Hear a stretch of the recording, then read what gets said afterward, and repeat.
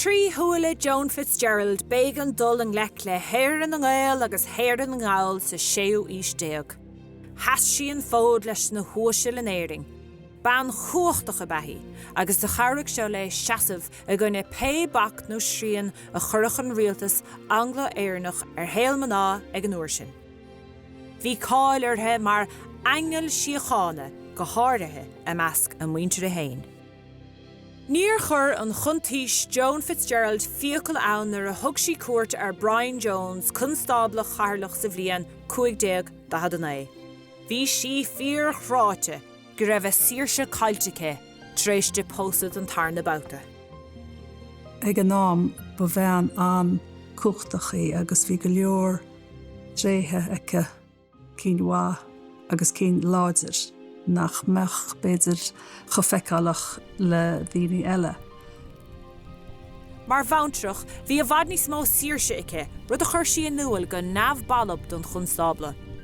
Inis, began de bheith na tost, agus bheith uail dá fearr chéile nua, Sir Francis Bryan, fearr cuairte riaga agus colcathair le anbáilin.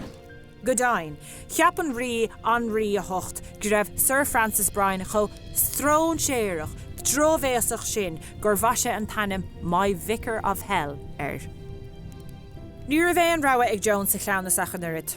Hasig wethe a seilever iarlacht uirmhuan na chaimeád, agus gur ríháchtach bégan de seo a chosint ar bhaile na seachtarmach, onas go ducach sé le huacht chucha sun tréis bás.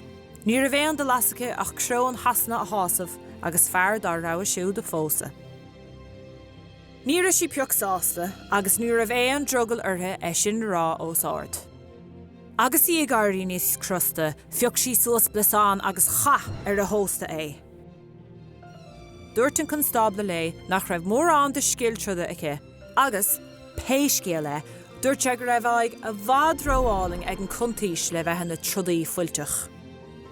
Ghár sí ag an méid sin, agus dúirt sí go raibh míle trudaí agus breis ulamh chun catha dam a gá. An son, de léim sí ar bhaine capal agus Jimmy lé a sudar. Is anna bh áitir léargas chug grín ar an bharr go bhra banúasal Anglo-Éireannach ón 16.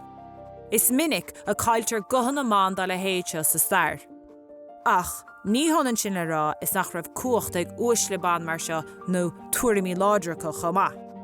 Tá sé feicáilach gur ban cliste bhíonsa, bhí sí seifsúil, bhí sí ná rudaí a dhéanana chomá le fearbe nó béidir níos fearr na fearbe agus bhí sí éagsúil ar a mealach sin, ní bheith mór an mrá ag an nám sin go mórmór a bheith cho láidir léthe. Rugach Joan Fitzgerald de Countess na Teideal is mó raibh talamhacha a 5 mún timpeall 15. An taon páiste a bheithí ag Amy agus James Fitzgerald an taonú uirthi Dheasumhan. Fearr a bethe hathair a raibh 10 go slán an iarlachtaige a hín ó chorcaig go limnach go Port Láirdige. Nuair a bhí Joan tuairim is 6 bliana 10 d'aois, fós sí James Butler a bheith ar an 9 uirthi Urumhan. An pósadh sin bhí sé láidir, ach ag an nám céanna bu pósadh pósadh bhí an chun síomhnas a hórts ag teachtaí sunach Urbán. Bhí 7 macacha, ach an son de bhfuil tubaiste iad. Curach nimh I mia a fir agus ag béile I London sa bhliain 15. Agus sínta sír a fáil bháis thug sé brúnta na stearnach dá bhean. Dag sé aice a bhrásléad óir mar chórtha canna. Nuair cinntíoch éon den riamh as an dúinn bharú sin. Ach mar bainteach, chruthigh Joan go raibh sí glic agus cliste agus í a bhail na cluine. Thug sí airad is stáit a fir chéile agus chhlach sí na freagrachtaí ar a hain chun áireacht a 16 go chosint. Níor bharr an saoirse seo a bhad, ach bhí Joan cho glic céanna sa tarna pósadh. Fuair Sir Francis Bryan bás a 15 tíar a chábhlíonn tréistómh pósadh. An bouta seo, de ránach Joan Fitzgerald a fearr chéile féin. Fós sí a colcathair Gerald Fitzgerald, an taire ar iarlach Dheasumhan. Bhí Joan níos mó ná trocha, bhí sesin 16. Ach ní raibh difriachtaí íse mar se chun neamhghnách an uair sin. Thug an tríú pósadh seo cuacht de Joan nach bhacachas ach go fíorannamh, cuacht de meas an Gael agus lucht hasna choimeád céanna. Tá nuair a fós sí garad má garals, thug an pósadh seo sa deis báide agus áitmhá sa síl éideannach agus sasannach.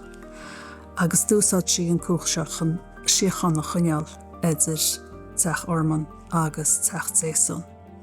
Agus sta dá teach sin bhí ba ceannach amach bula amach agus an ceann eile fearr. Dúsáid sin an cúch chun an Síochána sin a chuineáil idir iad sa gaíonach mar siad mar a chéile.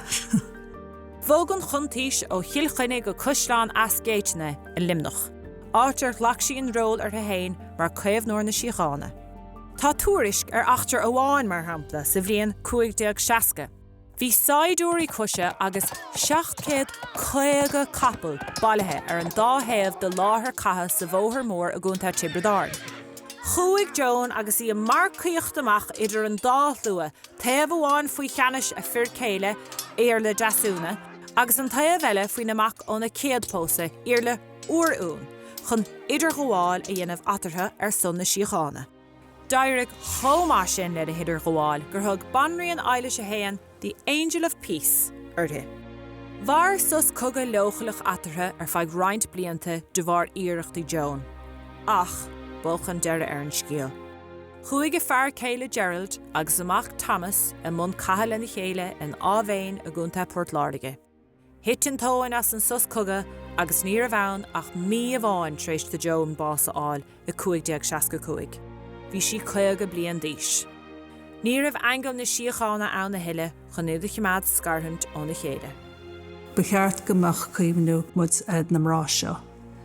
Siars na blianta a bhí mar bhí si.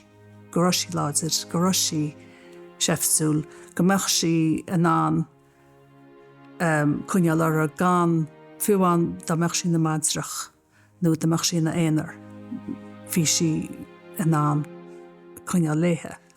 Agus sa mé heapar gur bhfuil sé sin feiceáil a chumrá in is freisin, bhfuil said gur ní an ghaoth mu é.